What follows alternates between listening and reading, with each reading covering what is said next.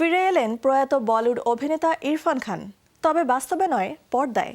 অবিশ্বাস্য হলেও সত্যি, মৃত্যুর বহুকাল পর হঠাৎ মুক্তি পেল তার বহুদিন আগের অপ্রকাশিত চলচ্চিত্র দ্য লাস্ট টেন্যান্ট, যেখানে তরুণ ইরফান খানের সঙ্গে জুটি বেঁধেছেন বিদ্যা বালান। প্রয়াত অভিনেতা ইরফান খানের অনুপস্থিতির মাঝেও তার উপস্থিতি যেন আবারও অনুভব করল দর্শক।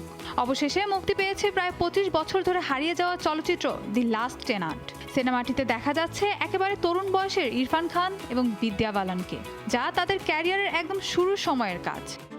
सबकी अपनी अपनी डिक्शनरी में प्यार की परिभाषा अलग अलग होती है। গল্পে এক ভেঙে পড়া সঙ্গীত শিল্পীর কাহিনী তুলে ধরা হয়েছে, যিনি দেশ ছাড়ার আগে আশ্রয় নেন এক পরিত্যক্ত বাড়িতে।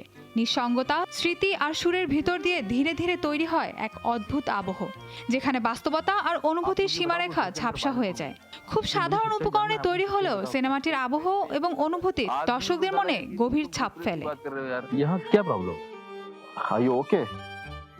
সিনেমাটি 2000 সালের দিকে খুব স্বল্প বাজেটে নির্মাণ করেছিলেন সার্থক দাশগুপ্ত। মূল ফুটেজ হারিয়ে যাওয়ার কারণে দীর্ঘ 2 দশকের বেশি সময় ধরে মুক্তির পথ দেখেনি সিনেমাটি। পরে একটি VHS কপি উদ্ধার হওয়ায় সিনেমাটি অবশেষে এসেছে দর্শকদের সামনে। দি লাস্ট টেন্যান্ট শুধু একটি চলচ্চিত্র নয়, বরং এক ঐতিহাসিক মুহূর্ত। এটি বিদ্যা বালানের ক্যারিয়ারের শুরুর দিকের কাজ, এমনকি অনেকের মতে এটি তার প্রথম চলচ্চিত্রও বটে। আর সবচেয়ে বড় বিষয় হলো এটি ইরফান খান ও বিদ্যা বালানের একমাত্র অনস্ক্রিন জুটি। ফলে সিনেমাটির মুক্তি যেন ভারতীয় সিনেমার হারিয়ে যাওয়া এক অধ্যায়ের পুনর্জন্ম।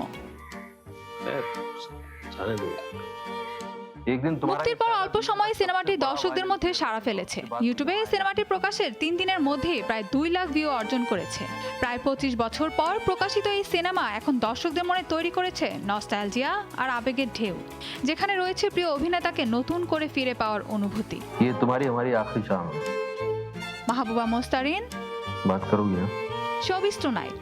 प्लीज।